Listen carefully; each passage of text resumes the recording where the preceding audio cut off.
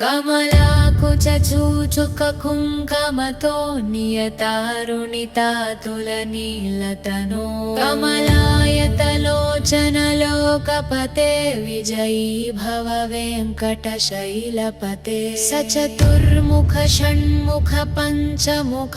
प्रमुखाखिल दैवतमौलिमणे शरणागत वत्सल सारनिधे परिपालय मां वृषशैलपते अतिवेलतया तव दुर्विषहैरनुवेलकृतैरपराधशतैः हरितं त्वरितं वृषशैलपते परया कृपया परिपाहि हरे अधिवेङ्कटशैलमुदारमते रञ्जताभिमताधिकदानरता परदेवतया गदितानि गमै कमलादयितान्न परङ्कलये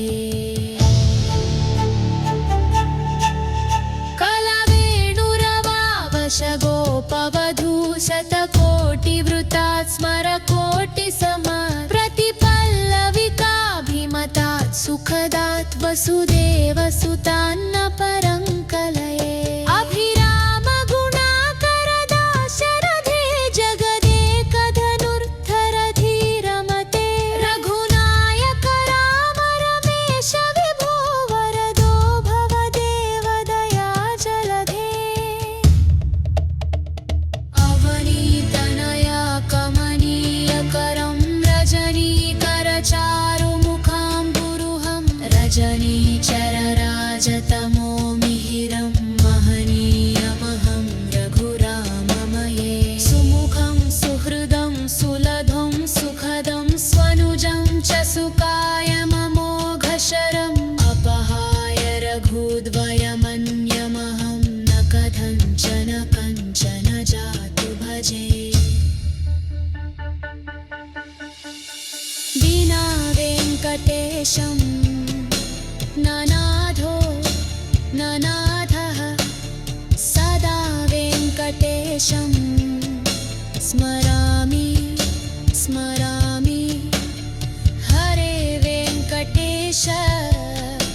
प्रसीद प्रसीद प्रियं वेङ्कटेश प्रयच्छ प्रयच्छ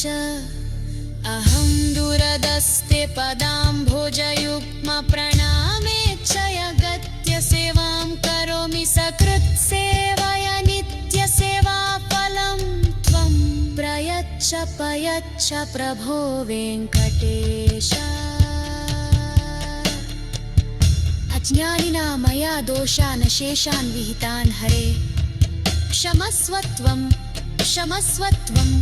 शेषशैलशिखामणे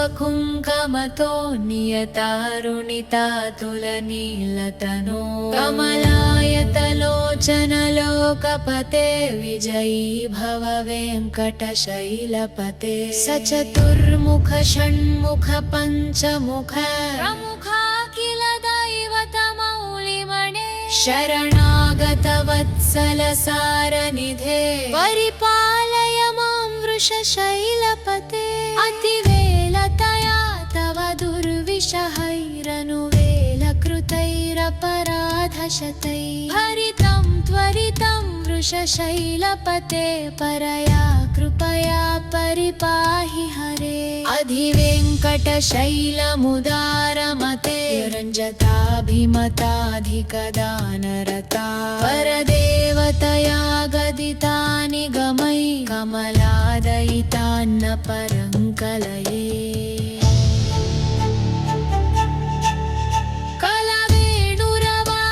कलवेणुरवावशगोपवधू शतकोटिवृतात् स्मरकोटिसमात् प्रतिपल्लविकाभिमतात् सुखदात् वसुदेवसुतान्न परङ्कलये अभिराम गुणाकरदाशरथे जगदेकधनुर्धरधीरमते रघुनायक राम रमेश विभो वरदो भव देवदया जलधे अवनी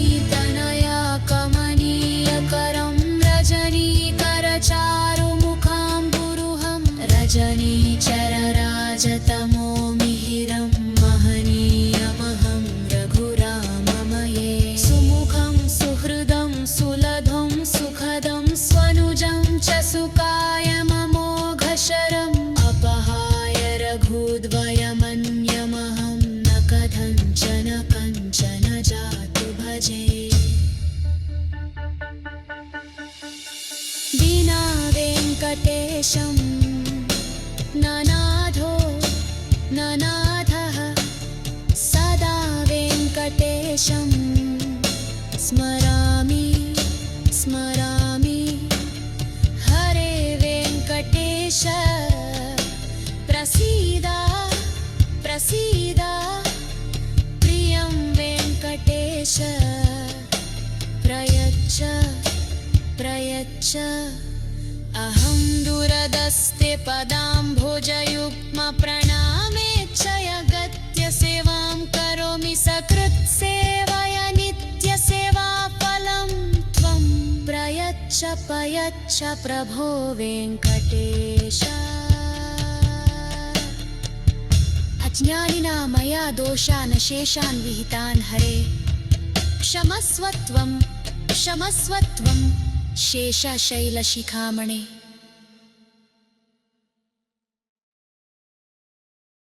कमलाकुचूचुककुङ्कमतो नियतारुणितातुलनीलतनो कमलायतलोचनलोकपते विजयी भव वेङ्कटशैलपते सचतुर्मुख षण्मुख पञ्चमुख प्रमुखा किल दैवतमौलिमणे शरणागतवत्सलसारनिधे परिपालय मां वृषशैलपते अतिवेलतया तव दुर्विषहैरनुवेलकृतैरपराधशतैः हरितं त्वरितं वृषशैलपते परया कृपया परिपाहि हरे अधिवेङ्कटशैलमुदारमते रञ्जताभिमताधिकदानरता परदेवतया गदितानि गमै कमलादयितान्न परङ्कलये कलवेणुरवावशगोपवधू शतकोटिवृतात् स्मरकोटिसमात् प्रतिपल्लविकाभिमतात् सुखदात् वसुदेवसुतान्न परङ्कलये अभिराम गुणाकरदाशरथे जगदेकधनुर्धरधीरमते रघुनायक राम रमेश विभो वरदो भवदेवदया जलधे अवनीतनया कमनीयकरं रजनीकरचारुमुखाम्बुरुहं रजनीचरराजतमो मिहिरं महनीयमहं रघुराममये सुमुखं सुहृदं सुलभं सुखदं स्वनुजं च सुकायममोघशरम् अपहाय रघुद्वयमन्यमहं न कथञ्चन कञ्चन जातु भजे विना वेङ्कटेशं ननाथो ननाथः सदा वेङ्कटेशं स्मरामि स्मरामि हरे वेङ्कटेश प्रसीद प्रसीद प्रियं वेङ्कटेश प्रयच्छ प्रयच्छ अहं दुरदस्ते पदाम्भोजयुग्मप्रणामेच्छयगत्य सेवां करोमि सकृत्सेवया नित्यसेवाफलं त्वं प्रयच्छ प्रयच्छ प्रभो वेङ्कटेश अज्ञानिना मया दोषान् शेषान् विहितान् हरे क्षमस्वत्वं क्षमस्वत्वं शेषशैलशिखामणे।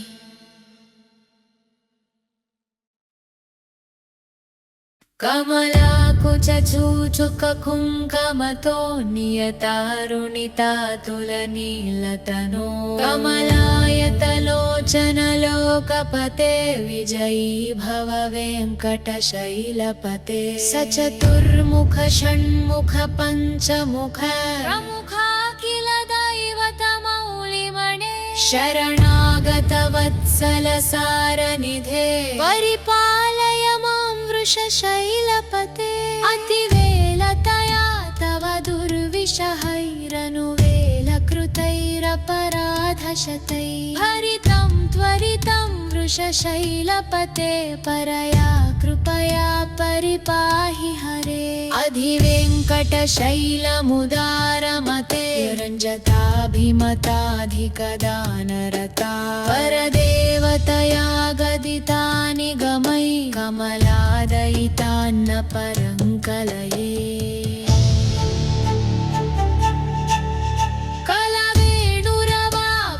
गोपवधू शतकोटिवृतात् स्मरकोटिसमात् प्रतिपल्लविकाभिमतात् सुखदात् वसुदेवसुतान्न परङ्कलये अभिराम गुणाकरदाशरथे जगदेकधनुर्धरधीरमते रघुनायक राम रमेश विभो वरदो भवदेव दया जलधे कमनीयकरं रजनीकरचारुमुखाम्बुरुहं रजनीचरराजतमो मिहिरं महनीयमहं रघुराममये सुमुखं सुहृदं सुलभं सुखदं स्वनुजं च सुकायममोघशरम् अपहाय रघुद्वयमन्यमहं न कथञ्चन कञ्चन जातु भजे विना वेङ्कटेशं ननाथो ननाथः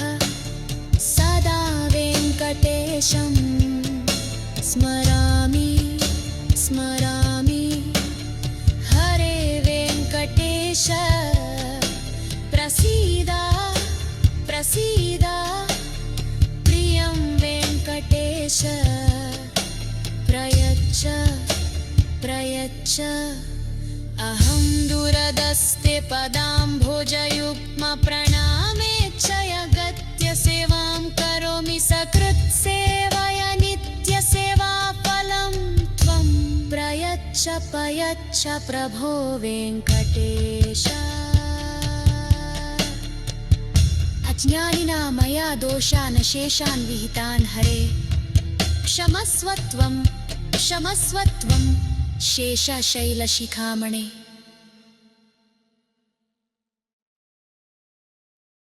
कमलाकुचूचुककुङ्कमतो नियतारुणितातुलनीलतनो कमलायतलोचनलोकपते विजयी भव वेङ्कटशैलपते सचतुर्मुख षण्मुख पञ्चमुख प्रमुखाखिल दैवतमौलिमणे शरणागतवत्सलसारनिधे परिपालय मां वृषशैलपते अतिवेलतया तव दुर्विषहैरनुवेलकृतैरपराधशतैः हरितं त्वरितं वृषशैलपते परया कृपया परिपाहि हरे अधिवेङ्कटशैलमुदारमते रञ्जताभिमताधिकदानरता परदेवतया गदितानि गमै कमलादयितान्न परङ्कलये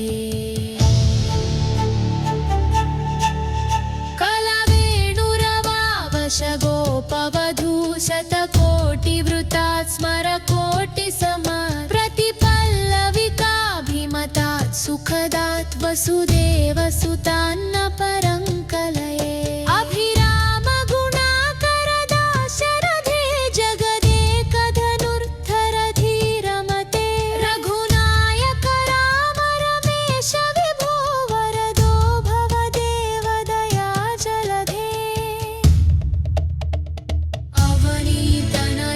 कमनीयकरं रजनीकरचारुमुखाम्बुरुहं रजनीचरराजतमो मिहिरं महनीयमहं रघुराममये सुमुखं सुहृदं सुलभं सुखदं स्वनुजं च सुकायममोघशरम् अपहाय रघुद्वयमन्यमहं न कथञ्चन कञ्चन जातु भजे विना वेङ्कटेशं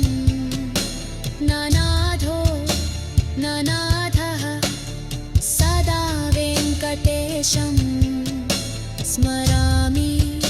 स्मरामि हरे वेङ्कटेश प्रसीद प्रसीद प्रियं वेङ्कटेश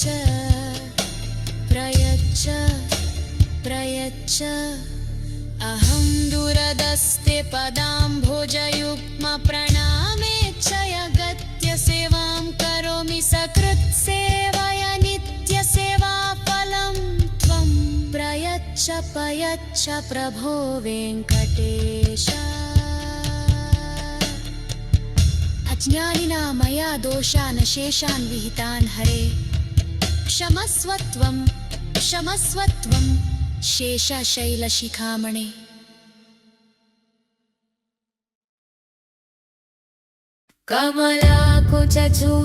कमलाकुचूचुककुङ्कमतो नियतारुणितातुलनीलतनो कमलायतलोचनलोकपते विजयी भव वेङ्कटशैलपते सचतुर्मुख षण्मुख पञ्चमुख प्रमुखाखिल दैवतमौलिमणे शरणागतवत्सलसारनिधे परिपालय मां वृषशैलपते अतिवेलतया तव दुर्विषहैरनुवेलकृतैरपराधशतैः हरितं त्वरितं वृषशैलपते परया कृपया परिपाहि हरे अधिवेङ्कटशैलमुदारमते रञ्जताभिमताधिकदानरता परदेवतया गदितानि गमै कमलादयितान्न परङ्कलये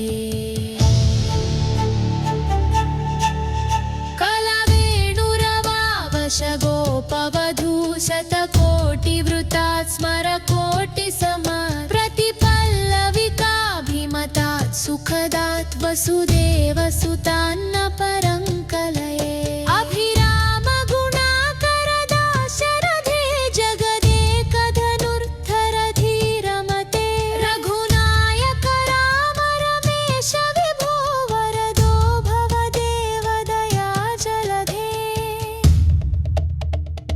अवनीतनया कमनीयकरं रजनीकरचारुमुखाम्बुरुहं रजनीचरराजतमो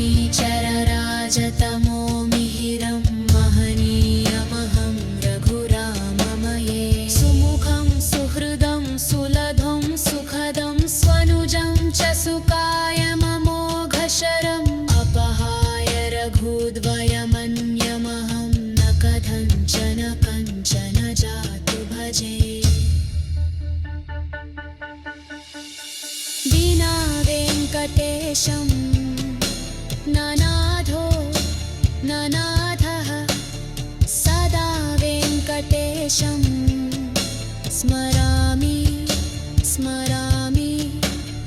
हरे वेङ्कटेश प्रसीद प्रसीद प्रियं वेङ्कटेश प्रयच्छ प्रयच्छ अहं दूरदस्ते पदाम्भोजयुग्मप्रणामेच्छयगत्य सेवां करोमि सकृत्सेवया नित्यसेवाफलं त्वं प्रयच्छ प्रयच्छ प्रभो वेङ्कटेश अज्ञानिना मया दोषान् शेषान् विहितान् हरे क्षमस्व त्वं शेषशैलशिखामणे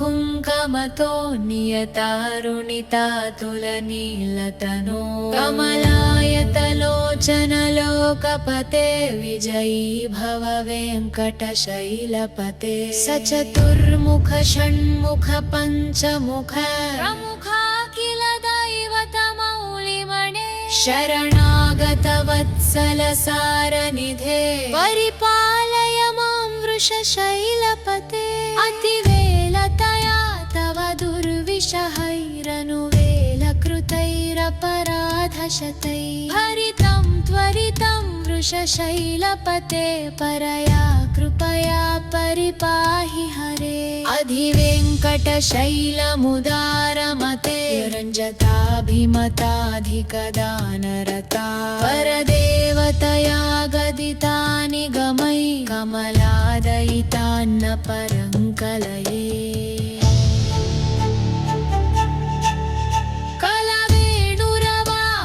गोपवधू शतकोटिवृतात् स्मरकोटिसमात् प्रतिपल्लविकाभिमतात् सुखदात् वसुदेवसुतान्न परङ्कलये अभिरामगुणाकरदाशरथे जगदेकधनुर्धरधीरमते रघुनायक राम रमेश विभो वरदो भवदेवदया जलधे अवनीतनया कमनीयकरं रजनीकरचारुमुखाम्बुरुहं रजनीचरराजतमो मिहिरं महनीयमहं रघुराममये सुमुखं सुहृदं सुलभं सुखदं स्वनुजं च सुकायममोघशरम् अपहाय रघुद्वयमन्यमहं न कथञ्चन कञ्चन जातु भजे विना वेङ्कटेशं ननाथो ननाथः सदा वेङ्कटेशं स्मरामि स्मरामि हरे वेङ्कटेश प्रसीद प्रसीद प्रियं वेङ्कटेश प्रयच्छ प्रयच्छ अहं दुरदस्ते पदाम्भोजयुग्मप्रणामेच्छयगत्य सेवां करोमि सकृत्सेवया नित्यसेवाफलं त्वं प्रयच्छ प्रयच्छ प्रभो वेङ्कटेश अज्ञानिना मया दोषान् शेषान् विहितान् हरे क्षमस्वत्वं क्षमस्वत्वं शेषशैलशिखामणे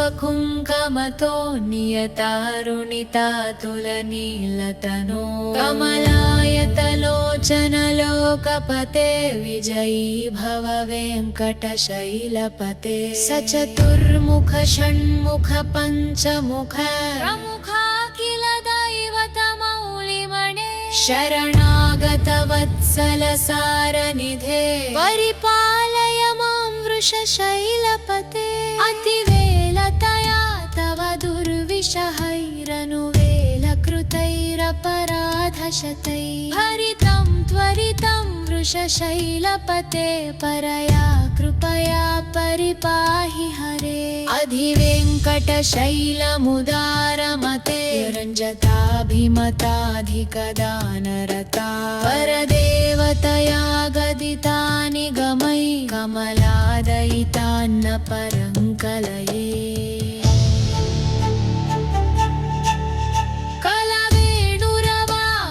गोपवधू शतकोटिवृतात् स्मरकोटिसमात् प्रतिपल्लविकाभिमतात् सुखदात् वसुदेवसुतान्न परङ्कलये अभिरामगुणाकरदाशरथे जगदेकधनुर्धरधीरमते रघुनायक राम रमेश विभो वरदो भवदेवदया जलधे अवनीतनया कमनीयकरं रजनीकरचारुमुखाम्बुरुहं रजनीचरराजतमो मिहिरं महनीयमहं रघुराममये सुमुखं सुहृदं सुलभं सुखदं स्वनुजं च सुकायममोघशरम् अपहाय रघुद्वयमन्यमहं न कथञ्चन कञ्चन जातु भजे विना वेङ्कटेशं ननाथो ननाथः स्मरामि स्मरामि हरे वेङ्कटेश प्रसीद प्रसीद प्रियं वेङ्कटेश प्रयच्छ प्रयच्छ अहं दूरदस्ते पदाम्भोजयुग्मप्रणामेच्छयगत्य सेवां करोमि सकृत्सेवया नित्यसेवाफलं त्वं प्रयच्छ प्रयच्छ प्रभो वेङ्कटेश अज्ञानिना मया दोषान् शेषान् विहितान् हरे क्षमस्व त्वं शेषशैलशिखामणे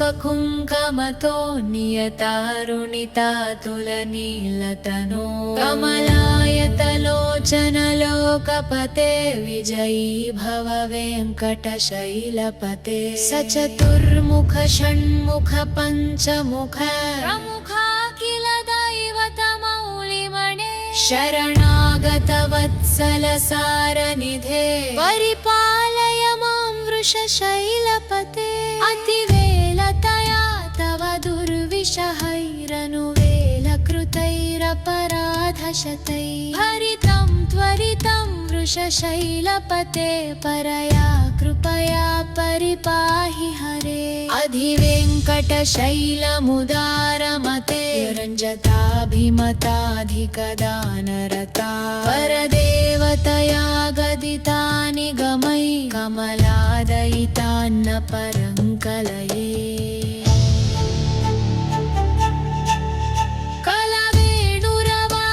कलवेणुरवावशगोपवधू शतकोटिवृतात् स्मरकोटिसमात् प्रतिपल्लविकाभिमतात् सुखदात् वसुदेवसुतान्न परङ्कलये अभिरामगुणाकरदाशरथे जगदेकधनुर्धरधीरमते रघुनायक राम रमेश विभो वरदो भवदेवदया जलधे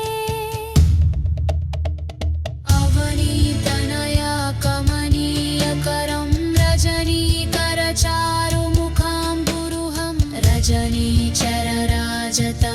मिहिरं महनीयमहं रघुराममये सुमुखं सुहृदं सुलभं सुखदं स्वनुजं च सुकायममोघशरम् अपहाय रघुद्वयमन्यमहं न कथञ्चन कञ्चन जातु भजे विना वेङ्कटेशं ननाथो ननाथः सदा वेङ्कटेशं स्मरामि स्मरामि हरे वेङ्कटेश प्रसीद प्रसीद प्रियं वेङ्कटेश प्रयच्छ प्रयच्छ अहं दूरदस्ते पदाम्भोजयुग्मप्रणामेच्छयगत्य सेवां करोमि सकृत्सेवया नित्यसेवाफलं त्वं प्रयच्छ प्रयच्छ प्रभो वेङ्कटेश अज्ञानिना मया दोषान् शेषान् विहितान् हरे क्षमस्व त्वं शेषशैलशिखामणे